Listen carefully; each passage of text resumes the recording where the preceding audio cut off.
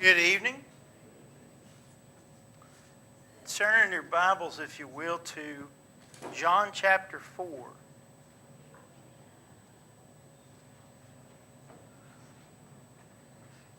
Of course, we just got done 3 months of our summer series, which we've had different guest speakers, and I hope that everyone enjoyed that as much as I did. I think we had a pretty good panorama of speakers and subjects, and they did a good job covering them, and I appreciate that very much. And of course, if you remember back, the 3 months previous to that, we did the big picture study, and that was good too, and really was beneficial there. And I know I benefited a lot from that as well. I hadn't really made a decision on what we're going to do. I've got something for tonight, and that's what we're going to look at in John 4. But I hadn't really made a decision yet where we're going to go here on Wednesday nights. What I thought I'd do, and what I've thought all along, is that I would ask if there's anything back in the big picture study, any section or book or whatever, that really jumped out at you that you might want to go back and look at.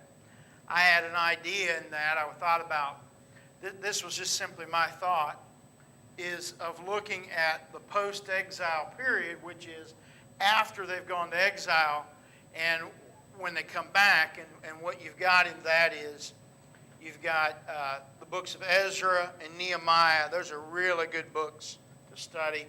And then the 3 prophets that go with them, Haggai, Zephaniah, and Malachi. Anyway, Haggai, Zechariah, and Malachi, anyway. But I thought about that. But I've had 2 or 3 people suggest to me the book of Hebrews, especially in light of what we've been looking at in our sermons on Sunday. So I guess of those 2, of course, if the Lord doesn't come back and we're all healthy in here, we can cover them all at some point. But does anybody have a thought going next, Ezra, Nehemiah, or Hebrews? Old Testament, New Testament? Hebrews? Everybody liking Hebrews better? Are those? Okay. Everybody doesn't have the kind of time you call. Well, and we'd like to see the Hebrews while we're all here? Okay. Well, I'll tell you what. I'll do that. But I'll tell you, though, if you don't end up making it through to the end of the study, well, then, you'll know more than we do. So, as far as it ultimately goes. And so, we're going to study till the Lord comes back, or we each are gone. But, yeah, if everybody likes the idea of Hebrews next week, there's great stuff in Ezra and Nehemiah, and I will deal with that. We'll just do it at a different time, and also. Anyway, I've also had Acts would be after that. Okay, I've done quite a few sermons through the book of Acts, so maybe we'll push that back a little while. But yeah,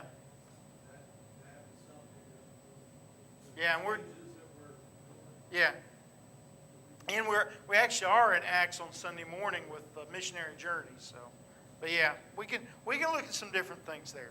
All right, Hebrews it is. Next week we'll do Hebrews. What I'll do is I'll do the outlines that I do, like I've done the 1st and 2nd Corinthians. I'll do an outline, chapter a week, and we'll look at that and go through that. We'll start out with an introduction in the first chapter next week. So it's not a long chapter. Everybody can read it through 10 times between now. I think it's 14 verses, the first chapter is. It's real short. Anyway, we can do that and start that out next week. All right, now let's look at what we're going to look at tonight. John chapter 4. John chapter 4, and I want to start in verse 27. Now, I want to catch you up on what's earlier in the chapter. It is a recognizable text. It's one I like preaching on. It's one of the first sermons I did here. I did what I called the Tale of Two one-on-one Bible studies, if you remember that. And what I did was I compared Nicodemus, which is in chapter 3, that came to Jesus by night. And in chapter 4 is the woman at the well, in which Jesus sat down with Nicodemus in the middle of the night and told him about, some important things about how he was from God, and Nicodemus realized he was from God. He came to him secretly. He came to him as a teacher of the law. And so you could really call that a one-on-one study. And then in chapter 4, you have this woman at the well in Samaria. She's a Samaritan. She's in a small town in an obscure place called Sychar. She has a different status being a woman in that society. She's been married 5 times and is living with somebody. Puts her in a whole different status. She is out there at Jacob's well in the middle of the day getting water, probably to avoid everybody, because most of the time the women would go and get the water first thing in the morning and at the end of the day. You can suppose, I think it's a good assumption, that she went at the time of day she went to avoid the views, the leer, the whispering, the other things. And so here you have Jesus with another one-on-one study. And in that one, there's good stuff. Of course, in the first one, John 3:16, the most famous verse in all the Bible, was a part of the conversation that Jesus had with Nicodemus. Another one of the most significant verses in the gospel accounts is in John 4:24, in which Jesus, talking to the woman at the well, says that God is a spirit and his worshipers must worship in spirit and in truth. We understand a whole lot about God in that verse, about God being spirit, and that also that worshipers of him must worship in spirit and truth. And those things aren't exclusive. It's spirit and truth, not spirit or truth, but spirit and truth. And both of those things are on equal planes and of equal significance. And then also Jesus says to her that, if he asks her about some water, and she says, about the water, makes a comment about that. And Jesus said, if you knew who you were asking, you'd ask me and I'd give you living water. And, of course, he's talking about his words. He's talking about the truth that he's going to give. Very, very significant thing. But here in verse 27 is deep into the story, deep into the account. She even asked the question about there being a Messiah that's going to come. And when you notice the account, you notice the build-up, that first of all, she calls him a Jew. She said, you're a Jew, I'm a Samaritan.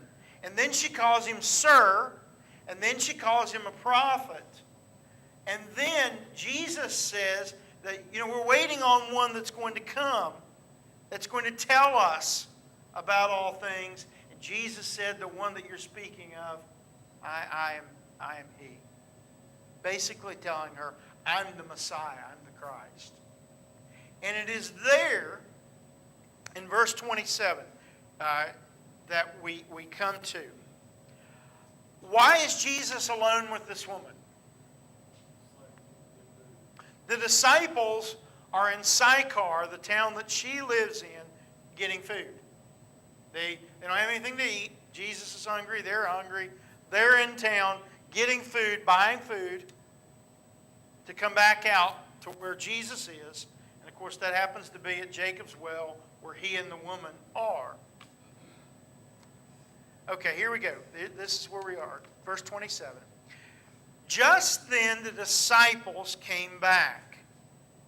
They marveled that he was talking with a woman. Generally, men and women didn't speak to each other in public, especially alone. Now, you could say it wasn't public if they were alone, but it was a common area. It wasn't like they were off in a back room somewhere. They were at the town's well. But he's surprised that he's interacting with this woman. But no one said. They're catching on. You know, they've kind of, at this point, I think, learned, you know, things aren't always as they seem with Jesus. And so none of them dared question him on it. None of them dared say, what do you seek? Or why are you talking with her? So the woman, when she sees the disciples, what does she do in verse 28? Left her water jar and went away into town and said to the people. So what does she do? The disciples, they come up and they start interacting with them. And what does she do? How does she react? She leaves. Why is she at the well? You get water. What does she leave at the well? The water pot. You know, why would she do such a thing? Yeah, she left in a hurry. She went to evangelize. She had a different purpose. There was a different purpose involved in why she left the well than her coming to the well. Her coming to the well was to go get water. It was to wash her dishes, to drink, to bathe, whatever she was going to do with that water. That's why she's coming to get water. And now she leaves it because that water, as precious as that water is, it's not the most important thing. She leaves that water there. And she leaves. She goes back and talks to the people. And here's what she says, verse 29. Come, see a man who told me all that I ever did.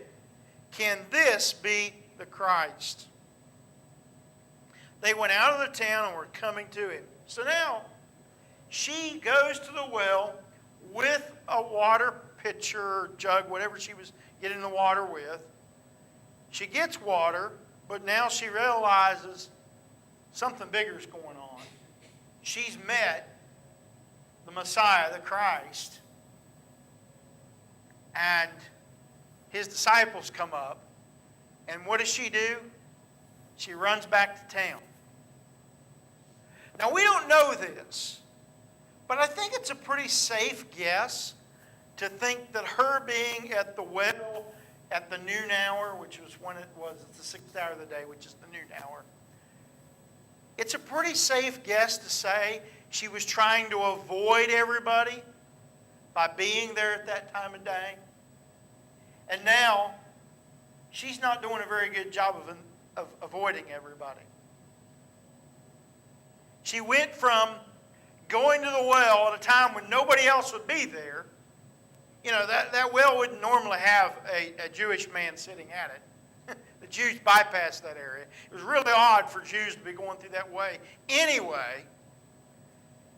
And so, going to that well, middle of the day, she probably didn't expect to run into anybody.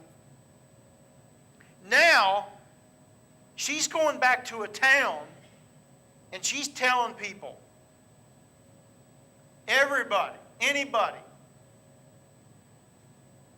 what's her message? And what all had she done?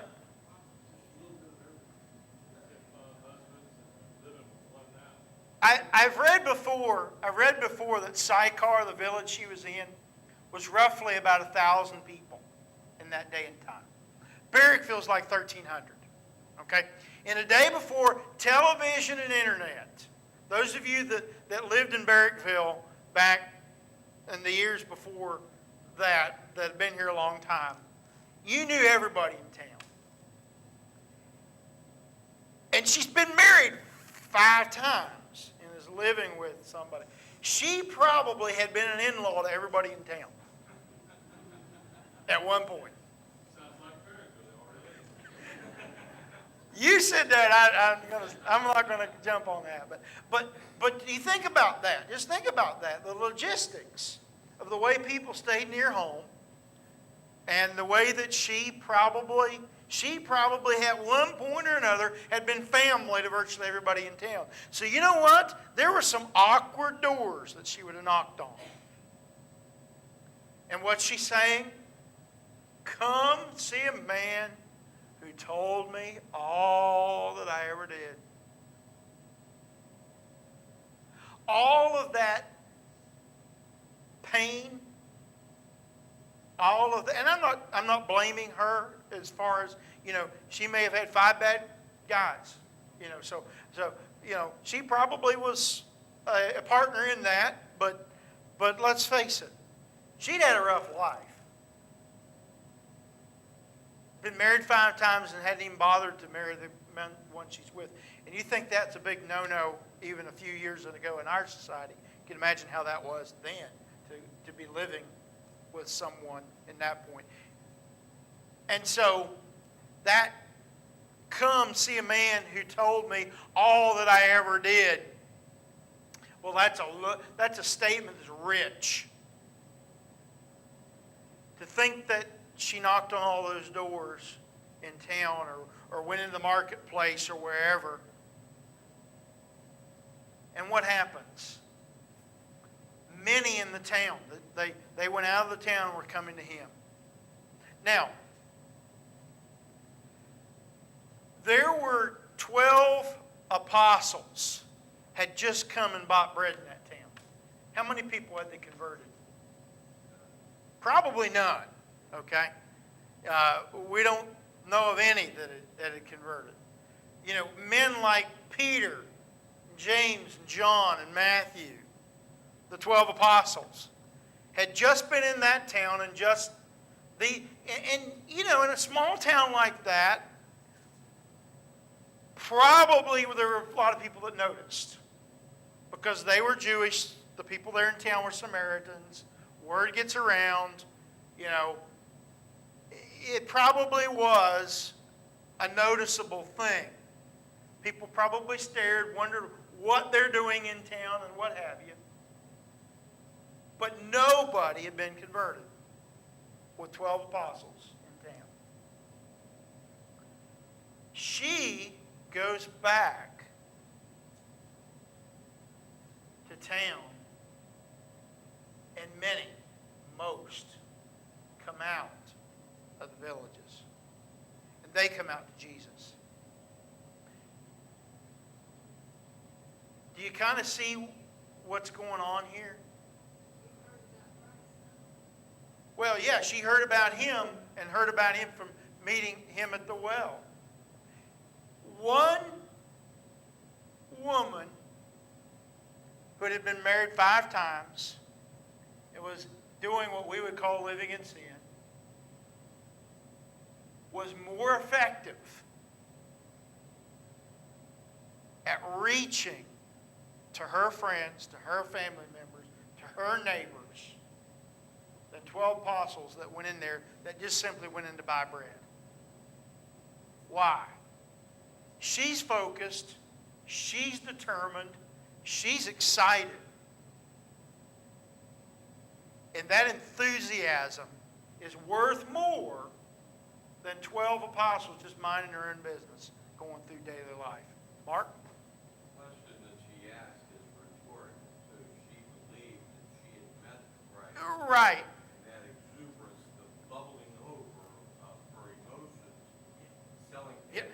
Well, no doubt she had friends and neighbors. There were people who didn't like her or respect her because Oh, yeah. Surely there would have been people that didn't like her and didn't respect her. I the mean, message went to everyone. And Yeah. they followed her, like you said, because she sold it. She believed and she wanted them to come and see what she saw, come and see how she felt. right. Her message is her pain. Yeah. Her message is her story. Her pain, her faults, her mistakes, the things she's gone through. And she goes into town. And here's what happens. Verse 31. Meanwhile, the disciples were urging him, saying, Rabbi, eat. I mean, mean, that's after all why they were in town, is getting food for all of them to eat. But he said to them, I have food to eat that you do not know about. So the disciples said to one another, has anyone brought him something to eat? Jesus said to them, my food is to do the will of him who sent me and to accomplish his work. Do you not say, there are yet 4 months, then comes the harvest? Look, I tell you, lift up your eyes and see that the fields are white for harvest. Already the one who reaps is receiving wages and gathering fruit for eternal life. So the sower and reaper may rejoice together. For here the saying holds true, one sows and another reaps. I sent you to reap that for which you did not labor. Others have labored that you have entered into their labor. Many Samaritans from that town believed in him because of the woman's testimony. He told me all that I ever did. So what you've got here is the disciples come back to Jesus and they're talking and they're probably even eating and they want Jesus to eat. And the woman goes in the town and she's begging everybody, excited, enthusiastic. She's convinced, she's asking, like Mark mentions, the rhetorical question, could this be the Christ? Come find out for yourself. She's so convincing that several of the people believe just based on what she said. And they're coming out of the town. They're dropping whatever they're doing. They're not going to, wander by a week from Tuesday. They're dropping what they're doing. Whatever they're doing that day, they've dropped it. She left her water pot, whatever they're doing, they've left it. And they're coming out. And Jesus looks. And apparently it was early in the year. It wasn't the time for the actual harvest. But he says, you look at the fields, they're not ready yet, but look, the fields are white to harvest. And I can just kind of in my mind's eye see Jesus and the disciples at the well and looking and seeing the people from the town, the several hundred that would have been in town, making their way across the fields heading to Jesus and his disciples. And Jesus' point is, look at the fields. He's talking about the ripeness of the interest in the gospel.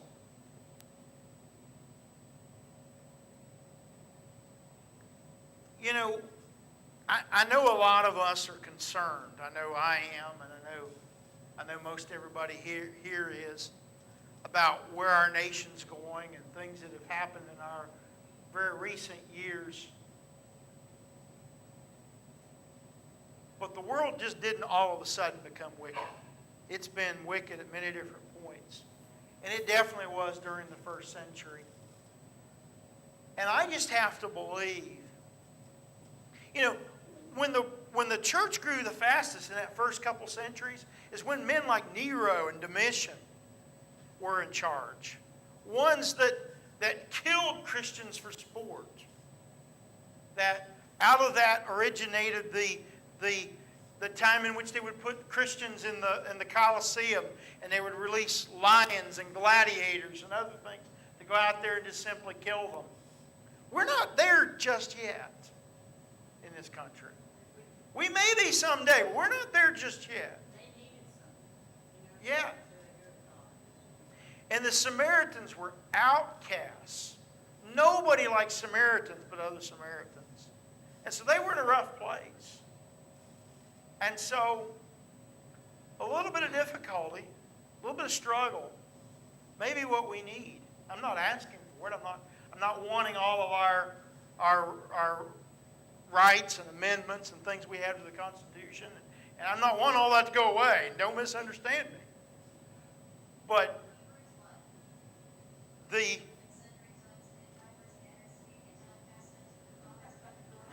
okay, Hebrews 1's kicked. Hey, that's next week, but that's good. But it's powerful to think about what happened in that little village on that day because of one woman that was enthused about Jesus. Tom? I always have a little bit of problem.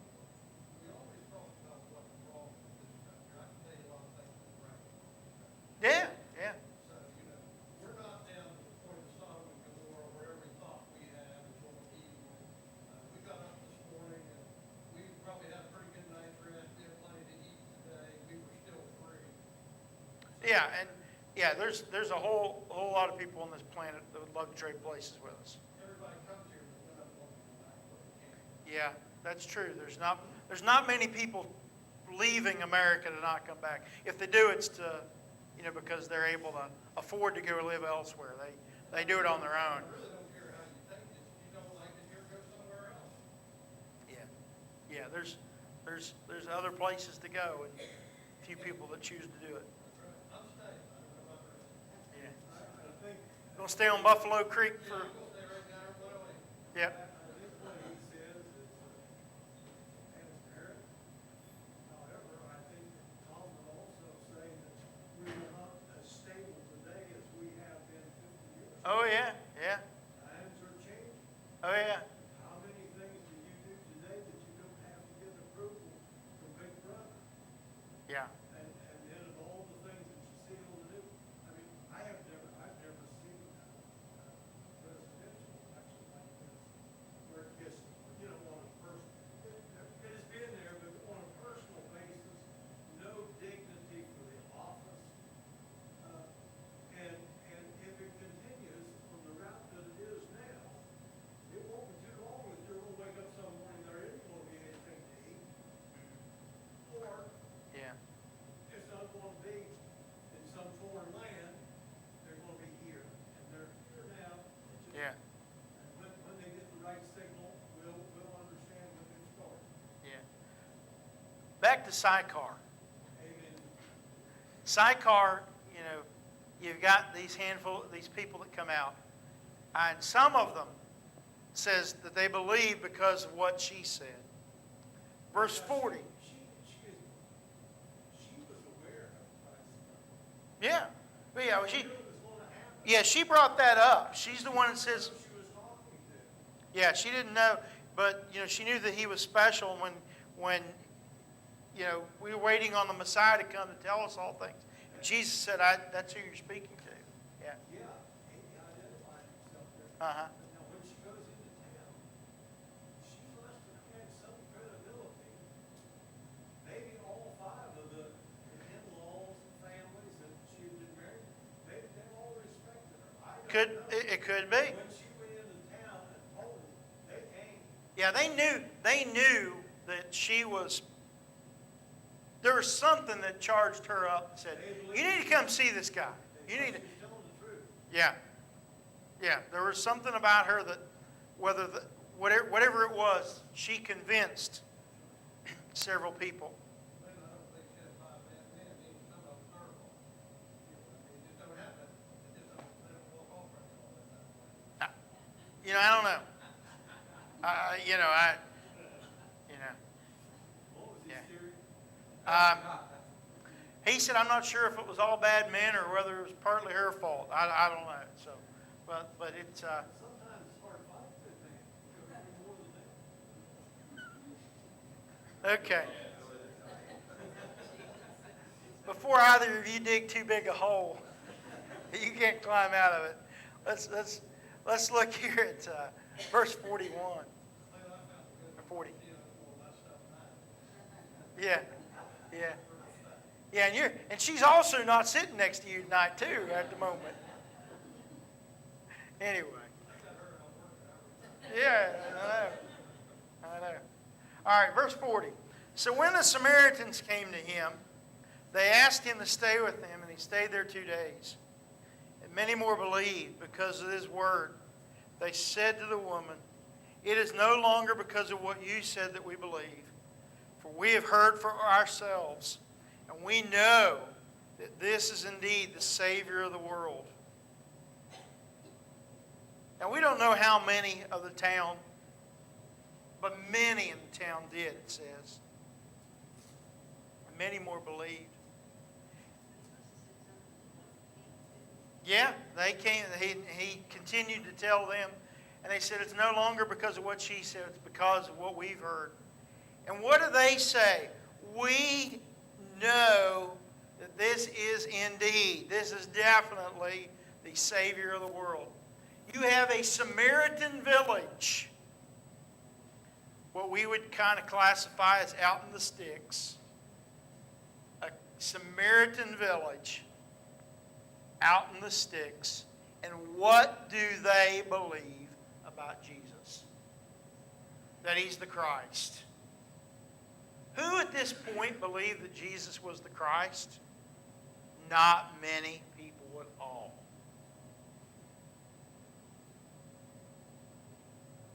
And what started it? One enthusiastic, sincere woman that went back home and said, come see a man. You know, she didn't even have a, I'm certainly not advocating a woman preacher, but she didn't have a sermon of sorts. She just had enthusiasm and said, come hear him. Come hear him. All she did was point to Jesus. He's out there at the well. And he told me what I'd done, told me how I'd lived, and here's what he told me. And he's out there at the well. Let's go. And the reason why I'm wanting to do this, I hope you're beginning to catch on where I'm kind of going with this.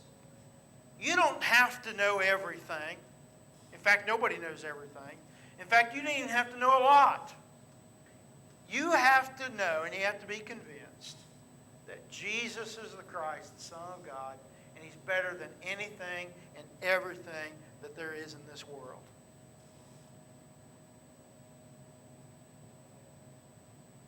And maybe we don't have quite as dramatic a scenario of saying, he's down there at the bridge.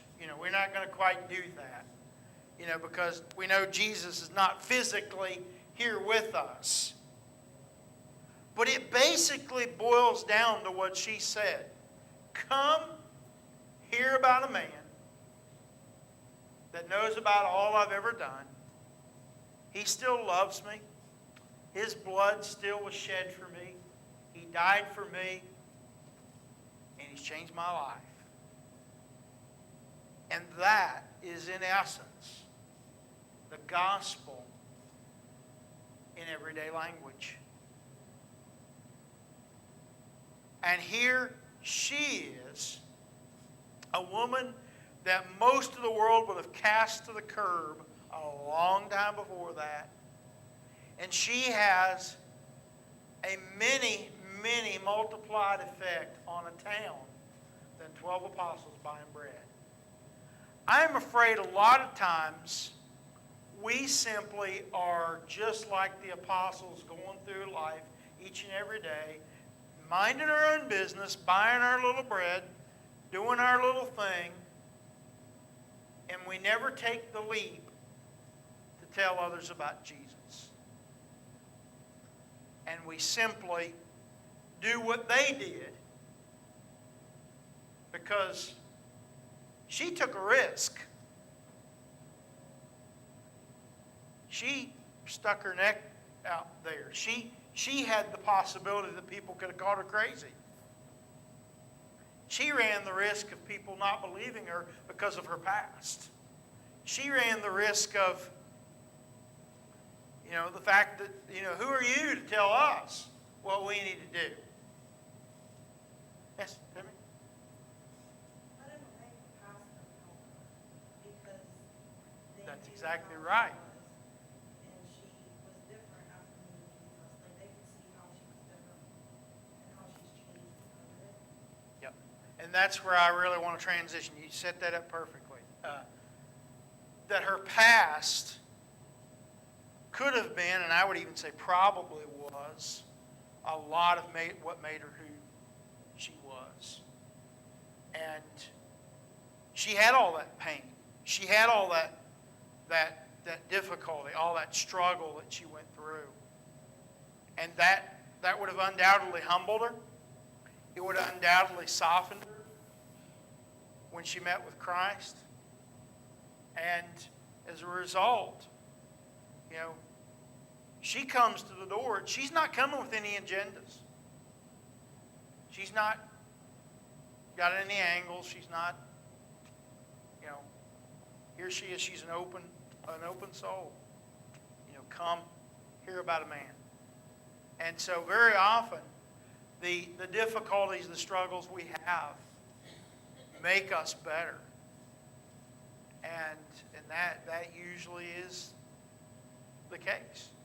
So what I would say, and I think Timmy's exactly right on this, a lot of times, whether it be physical, whether it be spiritual, whether it be emotional, whether it be the loss of loved ones or difficulties of any kind, those things we live through, we have the experience of having gone through those things. And then all of a sudden, we can use that to help others. And I think that's certainly the case with her. It's that case with many. I think that the difficulties that Paul went through were part of what helped keep him humble, what helped keep him grounded. We know about the thorn in the flesh, but also the difficulties that he went through would have been a part of that also. And so maybe, and this is where it really comes down to, the things that we look at our life and say, look at what I can't do because of what I've done. Instead, she didn't look at that. She didn't look and say, I'm not the person to go knock on the doors because look at what I've done, look at my past. Wasn't that it at all? That didn't stop her. If anything, she knew that she needed Jesus. She knew that she needed to help everybody else because they needed Jesus too. And so her pain, her scars did not keep her, but probably they helped her. And so I think the same thing applies to us. Whatever there is in our life that we think, okay, keeps you back, holds you back. Maybe it doesn't hold you back as much as you think it. Maybe it's just in your mind as to what's holding you back. But in reality, do you really have more excuse than she did to not move forward, to not tell others? Yes, Mark?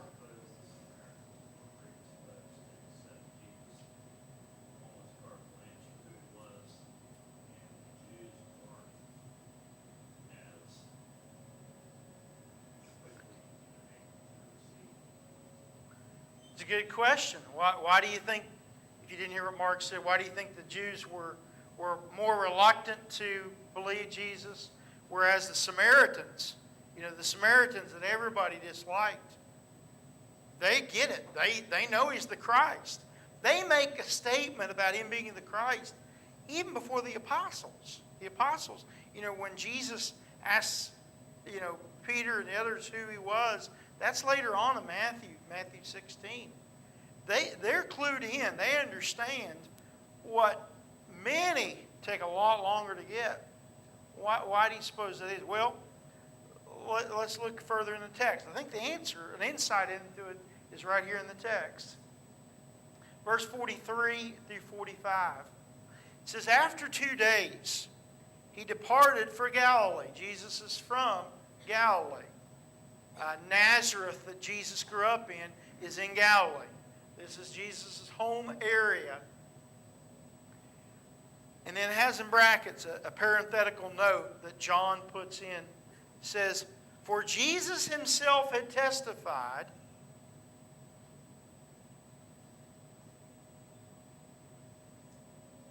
that a prophet has no honor in his own hometown.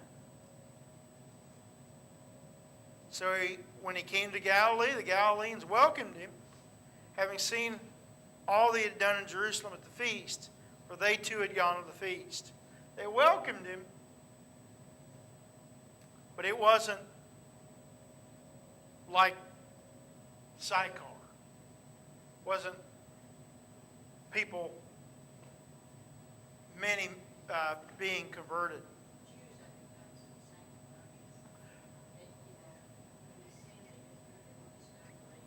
It was their disposition, their sanctimonious disposition.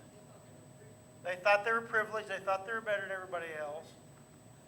And the Samaritans, they were humble. And humble people tend to be more moldable, to be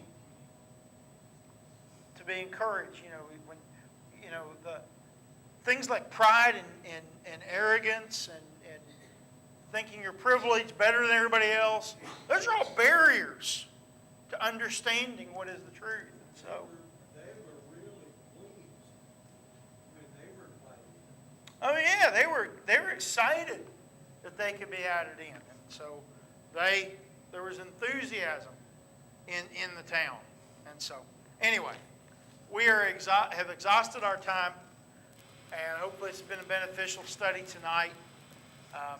Wanted to do that as a standalone study. Figured we could cover that in a week, and we'll be at Hebrews 1 next week.